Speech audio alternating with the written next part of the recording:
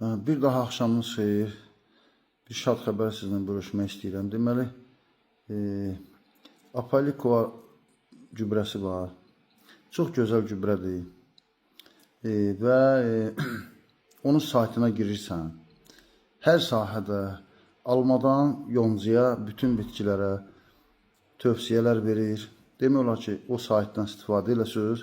Nə zarara ehtiyacınız var, nə başqasına. Tam olaraq aqronom xidməti də pulsuzdur. Ondan istifadə eləyin. Çox yaxşı gübrədir. Və eyni zamanda Azərbaycan fermeri də 30 ildir artıq ətraf ölkələrdə tanınıb Propşik kimi. Belə də ki, Propşik kimi də təcrübə, bir ad qazanmaq da pis deyil. Prob eləyin, yaradırlar. Sağ olsunlar, bizim üçün yaradırlar. Prob eləyək, pis çıxar, yenə də tərifləyərik. Yaxşı çıxar, yenə də tərifləyərik. Bir şəkildə cəmaatın çörəyinə bahis olmayaq. Belə,